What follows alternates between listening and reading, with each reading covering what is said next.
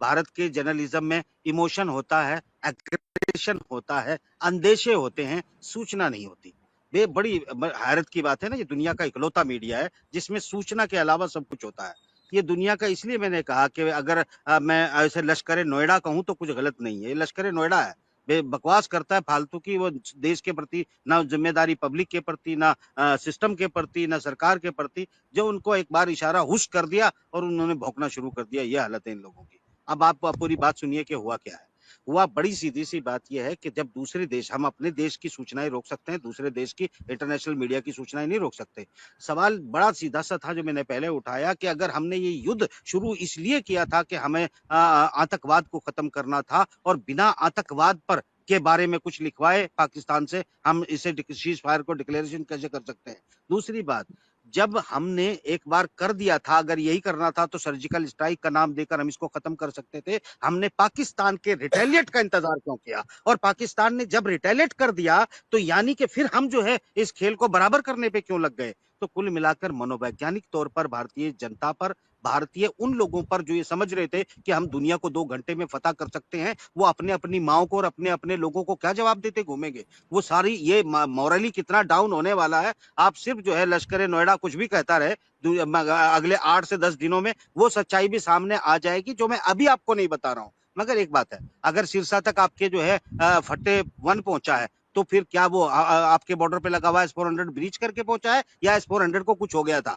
सवाल ये उठता है कि अगर वो दावा कर रहे हैं कि उन्होंने हैक कर लिया, सिस्टम हैक किए, हमारे इलेक्ट्रॉनिक ग्रिड को हैक किया, बहुत कुछ वो दावा कर रहे हैं जो सामने कल आएगा, आज छुपाया जा सकता है। अगर इतनी बात, और उसके बाद क्या हुआ? भारत की, हमारे प्रधानमंत्री की, हमारे तीनों सेनाओं के अध्यक्षों के साथ इधर मीटिंग चल रही थी।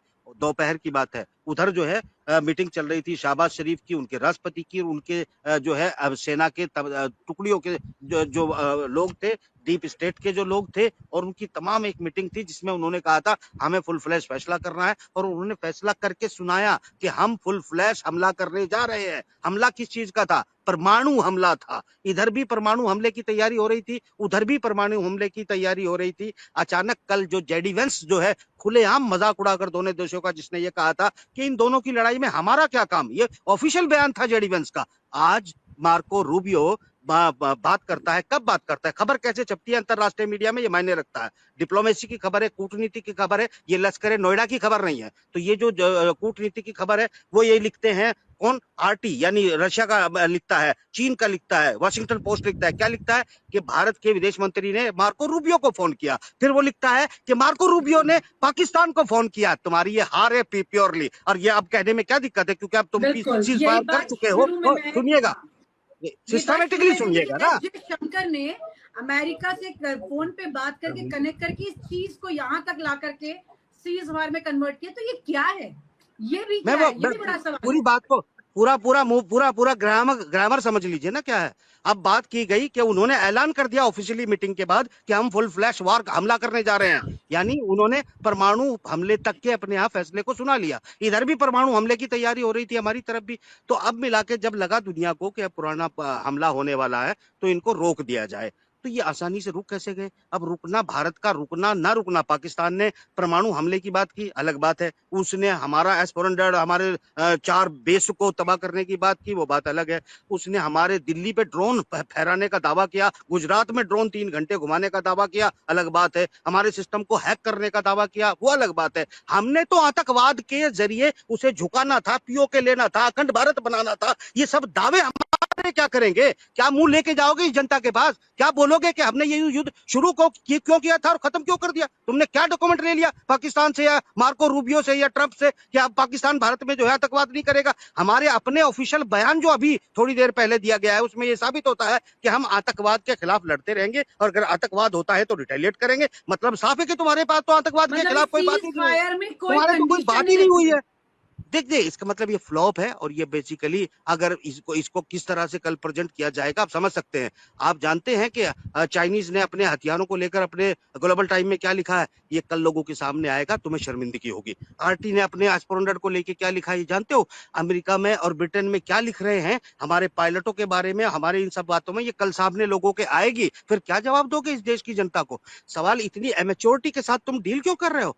अब बात ये है कि तुमने जो है ये सारी चीजें शांत कर दी। हमने तो ये कहा था कि हमें पीओके भी चाहिए और हमें पाकिस्तान की उस स्थिति में लाके खड़ा कर देना चाहिए जहां भारत में कभी वो आतंकवादी घुसाने की या आतंकवाद करने की हिम्मत ना जुटा सके। यहाँ तो अगर बराबरी पे आप छूट गए तो आप तो बहुत बड़ा देश है ना, आपके लिए तो ये एक बहुत बड़ी मुश्किल खड़ी कर देगा देश के सामने। तो सवाल ये उठता है कि अब मैं आपको एक और बात बताता चलूं इसमें। बेसिकली रूस की और ट्रंप की और व्लादिमीर पुतिन की एक डील हो गई है।